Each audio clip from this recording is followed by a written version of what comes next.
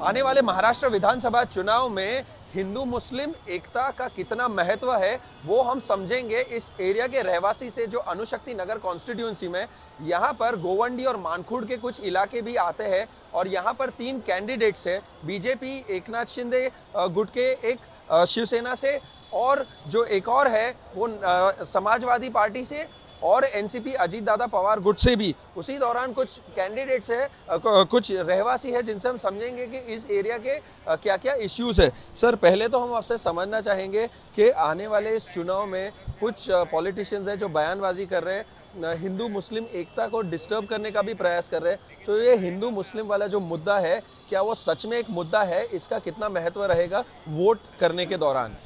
जी, सबसे पहले मैं आपको ये बताना चाहता हूँ कि हम लोग यहाँ पर नवाब मलिक साहब के साथ खड़े हैं, तन मन धन से खड़े हैं।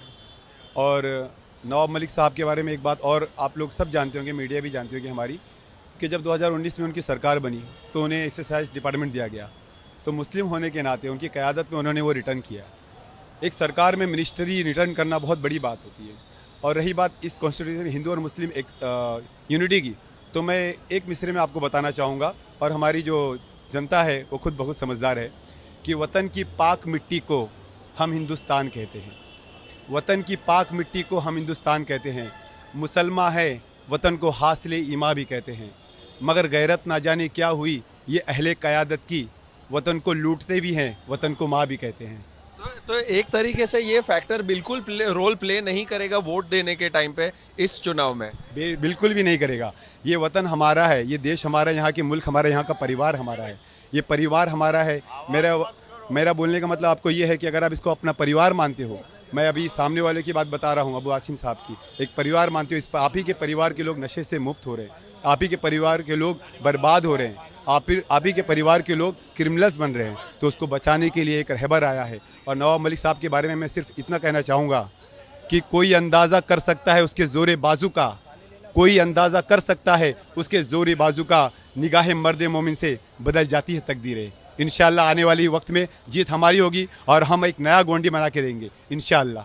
क्योंकि उन्होंने नए गोवंडी की बात की है और नशे का भी जिक्र किया है, तो इस एरिया में क्या ये साफ तौर पर सभी पॉलिटिशियंस ने अपने कैंपेनिंग के दौरान ये मुद्दे के बारे में ज़रूर बात की है? तो आपको लगता है इस जो गोवंडी और मानखुर्द के कुछ इलाके हैं, यहाँ का जो यूथ है नशे से कहीं ना कहीं जूझ रहा है और आसानी से नशे के पदार्थ मिल जाते हैं? सबसे पहले मैं ये बात बताना चाहता हूँ आपको कि यहाँ के लोग जितने भी हैं, अगर एक परिवार में कोई भी एक नशा बच्चा, अगर 4 भाई हैं हम लोग या कोई भी, अगर एक भाई भी हमारे अगर परिवार में नशे के उसमें हालत में होता है तो पूरा परिवार परेशान रहता है।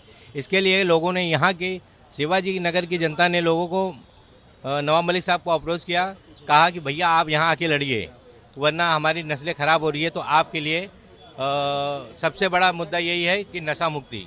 नशा मुक्ति का मतलब ये होता है, ऐसा नहीं होता कि हम किसी नशे के खिलाफ है, नशा तो है ही है, उसके बाद में अगर कोई अच्छा आदमी आएगा तो ही ये नशे को ख़त्म कर सकेगा। वरना अगर ऐसे है, यहाँ तो बहुत से नशे मतलब घूम रहे, नशे का धंधा कर रहे। इसके लिए हम लोग ये नहीं चाहते कि वो नशा चले, नशा बंद होना चाहिए। और ये नवाब मलिक साहब भी बंद कर सकते, क्योंकि ड्रग्स के मामले में नशा बेचने वाले को बंद करा सकते, ये उनका हम लोग का विश्वास है कि वही करा सकते हैं, बाकी और कोई नहीं करा सकता है। सर, ये इलेक्शन के दौरान राज ठाकरे ने भी एक बयान दिया है कि यदि वो पावर में आते हैं तो मस्जिद के ऊपर जो है सब अवैध और इलीगल लाउड स्पीकर है उसे उतार दिया जाएगा। क्या कहना चाहेंगे? क्या आपको लगता है कि ये कहना ठीक रहेगा? सर, ये अचकाने बचकाने लोग हैं। कौन है ये राज ठाकरे? ये चिंटू मिंटू जो अपने बाप का नहीं हुआ वो हिंदुओं का क्या होगा? हिंदुओं से जो मोहब्बत करते सिर्फ और सिर्फ मुसलमान करते हैं। और इस देश का रहने वाला जो सनातन हिंदू है वो इस बात को जानता है कि मुसलमान लोग जो है वो असल मुसलमान वो है, और जो हिंदुओं का भी ख्याल रखता है, सिख का भी ख्याल रखता है, ईसाइयों का भी ख्याल रखता है, हर मज़हब के मानने वालों को ख्याल रखता है। सारे को मिला करके, हर मज़हब को मिला करके बनता है इंसानियत। तो इंसानियत अगर किसी के अंदर जिंदा है तो वो मज़हब मुसलमानों का है जी। और एक और चीज़, उसी दौरान एक और विवाद वाला स्टेटमेंट दिया है नीतीश राणे ने भी। उन्होंने कहा है मस्जिद में बैठ के जो है चुनाव की प्लानिंग की जा रही। तो ये बातें ऐसी करना क्या आपको ठीक लगता है? साला ये खुद चोर है, कोमरी चोर। मेरी दुकान का खान बॉयलर का साला 78,000 रुपये अभी भी बाकी है।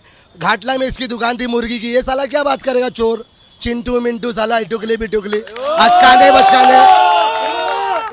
इसका बाप मानकुर से लेकर के कुर्ला रेलवे स्टेशन तक जितनी पैकेट मारता नारायण राणे सबका बॉस था। चोरों का बॉस कौन था? नारायण राणे। यार ये चोर का बेटा नीतीश राणे। मैं किसी के बाप से नहीं डरता, अल्लाह से डरता हूँ। हम मुसलमान हैं, हम सिर्फ अल्लाह से डरते हैं और किसी से नहीं डरते। और मस्जिद अल्लाह का घर है। हम अल्लाह के घर में इबादत करते हैं और अपने नबी की इबादत करते, अल्लाह की इबादत करते हैं और अपने नबी की हम शान में गुस्ताखी भी नहीं सुनेंगे। और जो नबी की शान में गुस्ताखी रसूल है वो हमारा नहीं है, तो हम उसके साथ में भी नहीं है। और ये लोग कहते हैं नवाब मलिक गुस्ताखी रसूल है। नवाब मलिक कैसे गुस्ताखी रसूल हुआ? ये तो खुद ये एक ईमान वाले हैं और लोगों को ईमान की दावत भी देते और हमेशा मुसलमानों के लिए काम करते हैं, हर मज़हब के लिए काम करते। हाँ, और लोग बोलते हैं शिया सुन्नी कर रहे हैं। शिया सुन्नी तो यहाँ पर जब सैयद अहमद साहब एमएलए इलेक्शन लड़ने आए थे तो यहाँ से हारे थे, तो अबू हाशिम आजमी साहब जीते थे। उस टाइम में शिया सुन्नी किसने किया था? समाजवादी पार्टी ने किया था। हाँ सर, एक और आखिरी सवाल आपसे पूछना चाहेंगे कि इस एरिया में हिंदू मुसलमान के बीच, दोनों धर्मों के बीच कितनी एकता देखने मिलती है, और जो पॉलिटिशियन ये हिंदू मुसलमान के नाम पे वोट बांटने का प्रयास करता है उनके लिए आप क्या कहना चाहेंगे सर? सर कैसा है, देखिए, हिंदू मुस्लिम बांटने का काम सिर्फ और सिर्फ वो लोग करते हैं जिनको अपनी रोटी सेकना है और अपने परिवार को बचाना है। जो हिंदू मुस्लिम करता है उनके बच्चे ना आरएसएस में है, ना बजरंग दल में है, ना विश्व हिंदू परिषद में है, ना सेवा दल में है। इनके बच्चे आउट ऑफ इंडिया में अपनी पढ़ाई का, अपने कैरियर की पढ़ाई कर रहे हैं और अपने फ्यूचर बना रहे हैं। लेकिन दूसरे के बच्चे क्या कर रहे हैं?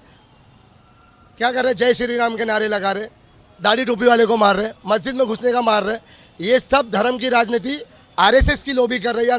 और हम लोग आरएसएस के साथ में नहीं है। हमारा झंडा सिंबल अजित पवार के साथ में, हमारा नवाब मलिक साहब जो यहाँ से खड़ा है उनका सिंबल खड़ी है। हम बीजेपी के साथ में नहीं है, हम सिंधे गुट के साथ में नहीं है। सिंधे गुट का कैंडिडेट यहाँ पर सुरेश बुलेट पाटिल है।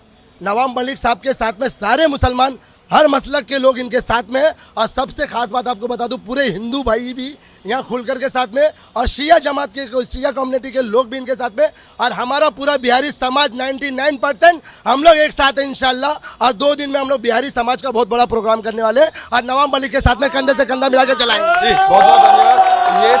ये थे कुछ अनुशक्ति नगर के कॉन्स्टिट्यूएंसी के वोटर्स। जैसे कि मैंने कहा, गोवंडी और मानखुर्द और गोवंडी के इलाके भी इसमें आते हैं। कैमरामैन महेश मोरे के साथ देव कोटक, आज तक, मुंबई।